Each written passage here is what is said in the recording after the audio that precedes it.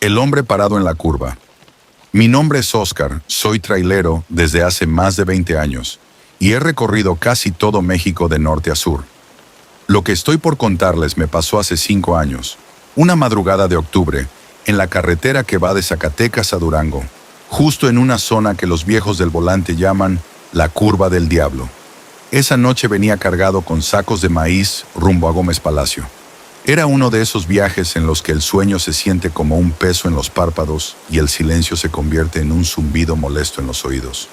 Encendí la radio para distraerme, pero la señal era intermitente.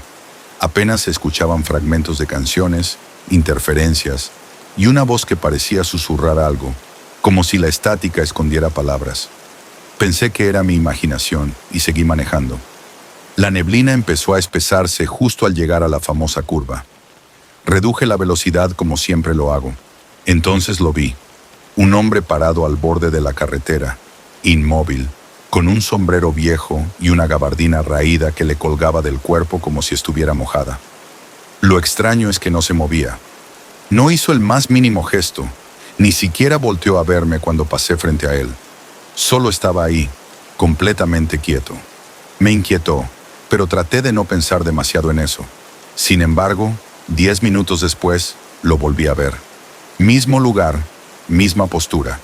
Exactamente el mismo hombre, como si se hubiera teletransportado. Esta vez me dio un vuelco el estómago. Frené un poco más fuerte y lo pasé lento, tratando de mirar sin parecer obvio. No pude verle la cara. Estaba cubierta por la sombra del sombrero. Pero lo que sí noté es que tenía los pies descalzos, y la piel de sus tobillos era de un color blanquecino, casi gris. Avancé otros 15 minutos, cada vez más tenso, hasta que lo volví a ver una tercera vez. Esta vez estaba en medio del camino, bloqueando el paso.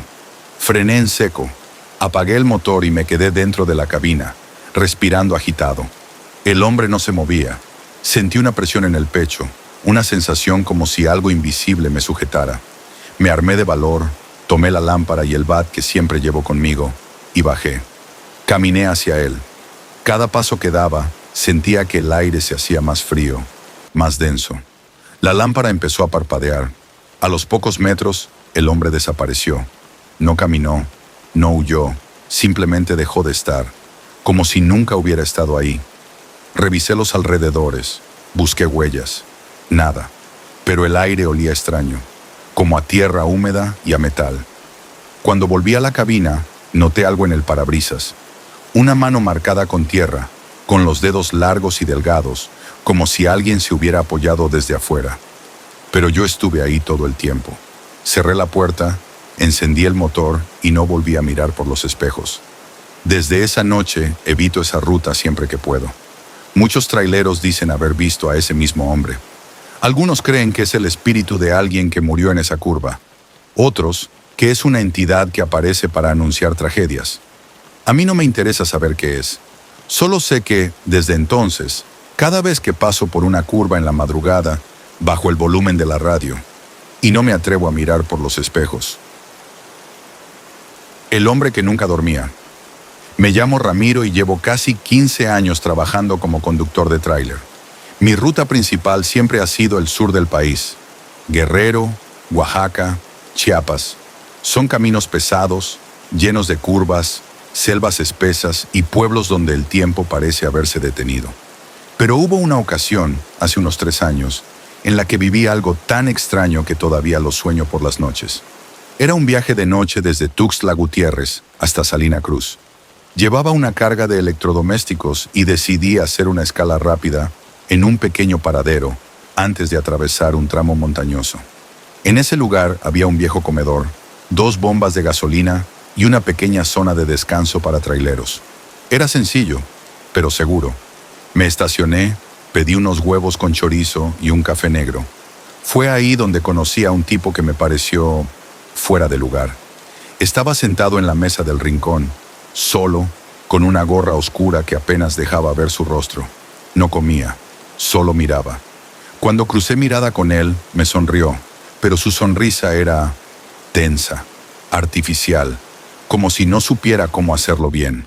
Me saludó con un gesto de cabeza, y por cortesía le devolví el saludo. Lo extraño fue que, una hora después, cuando salí para continuar mi camino, el tipo seguía ahí, igual de inmóvil, sin comida ni bebida. Arranqué y continué mi ruta. Alrededor de las 3 de la madrugada, en una zona boscosa y completamente desolada, mi tráiler empezó a fallar. Se jaloneó un par de veces y luego se apagó por completo. Me orillé como pude, revisé los fusibles, la batería, todo. Nada parecía estar mal. El silencio del bosque era tan denso que hasta mis pisadas sobre la grava sonaban huecas.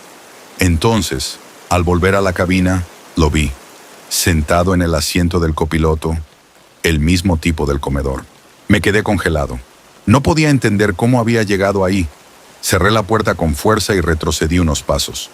Él solo me miraba, con esa misma sonrisa tensa, y me dijo con una voz seca: «No duermo nunca, porque si me duermo, se me sale lo que soy». Me dio un escalofrío tan profundo que me paralizó. No sabía si huir, gritar o simplemente rezar. El tipo no se movía. No parecía amenazante, pero había algo en él que me ponía mal, como si no perteneciera a este mundo. Entonces, sin que yo hiciera nada, el tráiler volvió a encenderse solo. Las luces del tablero parpadearon y el motor rugió de nuevo. Me armé de valor, abrí la puerta del conductor y el asiento del copiloto estaba vacío.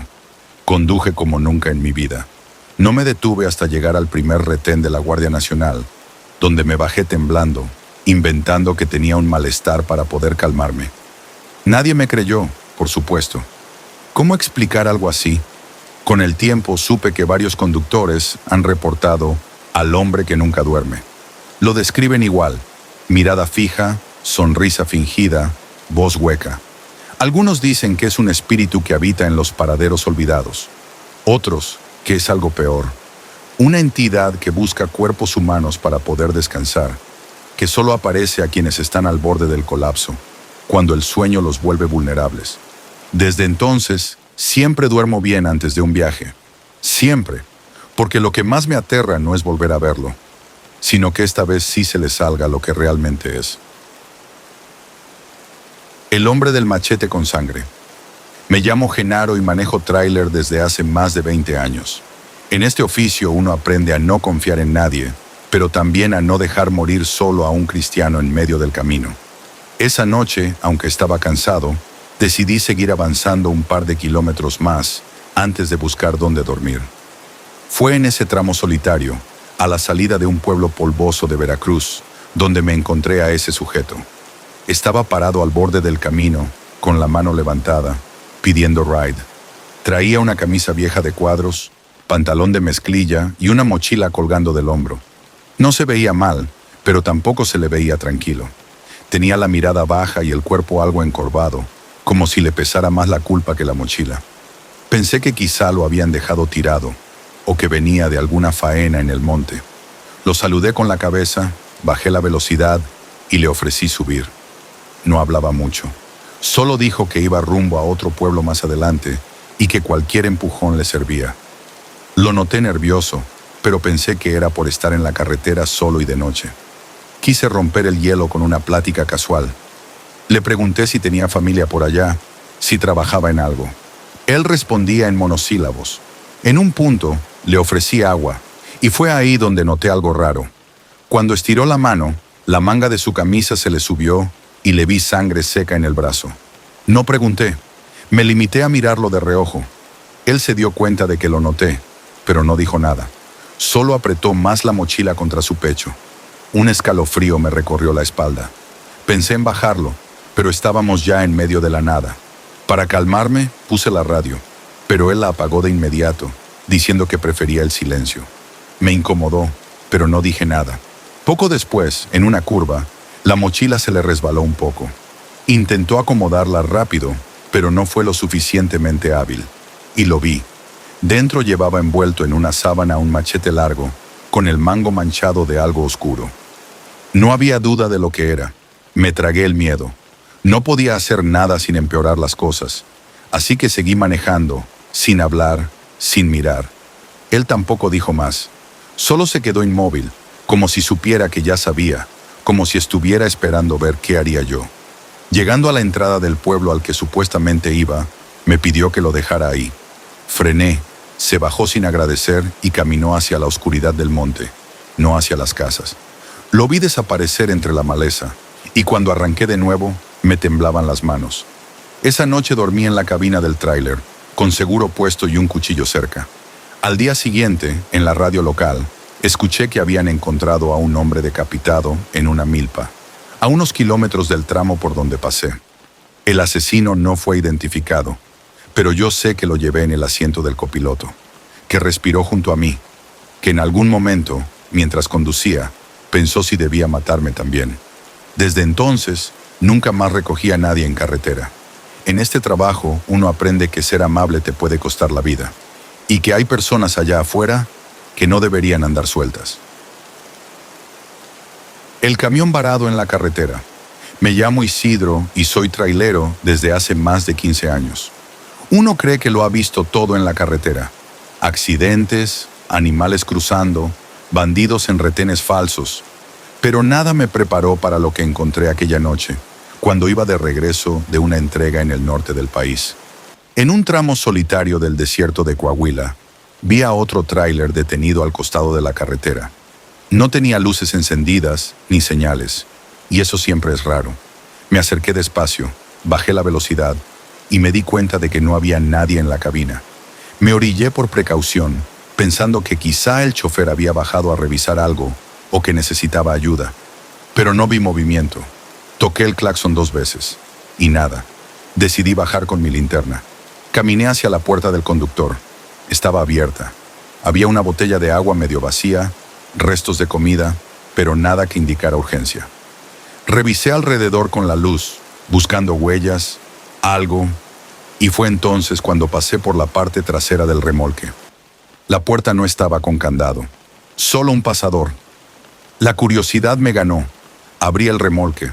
La caja estaba medio vacía. Solo unos costales amontonados y, encima de uno, una libreta. Era una de esas de espiral, viejita, manchada. No sé por qué la tomé. Tal vez por instinto, por querer saber qué pasó con el chofer. Al abrirla, supe que me había metido en algo que no debía. Las hojas estaban llenas de nombres, uno tras otro, algunos tachados, otros marcados con una cruz al lado. Eran cientos, fechas, localidades, rutas, y en medio de todo eso, frases cortas. Cumplido, cancelado, esperando luz verde. Había una lista, muy parecida a una agenda de entregas, pero los códigos no eran de carga normal. En la última hoja escrita había una nota a mano, más apurada, como si la hubieran escrito con prisa. Ya me siguen. Si alguien encuentra esto, quémala. Sentí un escalofrío como nunca. Cerré la libreta de golpe y la volví a dejar donde estaba. Cerré la caja, me subí a mi tráiler y me fui sin mirar atrás. Esa noche no descansé. Tuve que detenerme hasta una gasolinera, donde había más gente. Dormí ahí, con las luces encendidas. Días después pregunté a otros compañeros si sabían de algún tráiler abandonado por esa zona. Nadie sabía nada, como si nunca hubiera estado ahí. Incluso regresé semanas después por curiosidad. No había rastro, ni del tráiler ni de la libreta. Desde entonces, no me meto en lo que no me llaman. Hay tráileres que no llevan carga, llevan secretos, y algunos están mejor enterrados en el desierto. La ruta del silencio. Me llamo Hilario. Toda mi vida me he dedicado al volante. Mi padre también fue trailero. Desde niño supe que la carretera era parte de mi destino, pero nunca pensé que alguna vez desearía no haber tomado cierta ruta. Fue hace unos años, cuando me ofrecieron un viaje urgente desde Sinaloa hasta Veracruz. Me pagaban el doble de lo habitual, pero con una sola condición. No debía hacer paradas. Nada de revisar la carga, nada de hablar con nadie. Y sobre todo, no abrir la caja bajo ninguna circunstancia. Acepté. En este trabajo, el dinero fácil casi siempre viene con letras pequeñas, pero uno aprende a hacerse el ciego, o eso creí. La ruta fue tranquila al principio, pero algo me inquietaba. No era el camino ni el clima, era el ambiente dentro del tráiler. No podía oírlo claramente, pero cada tanto sentía como si algo golpeara muy suave desde dentro, como si se moviera. Pensé que quizá eran cajas mal aseguradas, animales, cualquier cosa menos lo que de verdad era. A la altura de San Luis Potosí, paré solo unos minutos en una gasolinera. Estaba desierta. Mientras llenaba el tanque, escuché un golpe fuerte dentro de la caja. Esta vez no fue mi imaginación. Fue seco, desesperado. No debía abrirla. Lo sabía, pero la culpa empezó a asfixiarme. ¿Y si llevaban personas? ¿Y si alguien iba a morir por mi silencio? Me acerqué al portón, puse la mano en el candado, y justo cuando estaba a punto de abrirlo, una patrulla federal se detuvo frente a mí. 2 agentes bajaron. Uno se me acercó, miró la caja, y sin decirme nada, me pidió mis papeles. Se los di. El otro agente dio una vuelta alrededor del tráiler, observando todo con atención. Después de unos minutos, el primero me devolvió mis documentos y me dijo con voz firme: «Sigue tu camino. No te detengas hasta que llegues. Esta carga ya va muerta desde antes de salir». Esa frase me heló la sangre. No pregunté nada. Arranqué el motor y no volví a mirar atrás. Lo que transportaba no era de este mundo, o no lo era ya. Entregué el tráiler en un sitio sin nombre, en la periferia de Veracruz. Un hombre salió con una máscara quirúrgica y me hizo seña de bajar. Tomó las llaves, subió al camión y desapareció dentro del terreno. A los días quise denunciar, pero la empresa para la que trabajé esa noche no existía. Los teléfonos no contestaban. La dirección era falsa. Desde entonces, cada vez que paso por esa ruta, me quedo callado, porque hay cosas que no deben contarse y otras que nadie te va a creer, aunque las hayas vivido tú mismo. Si este video te gustó, no olvides dejar tu like.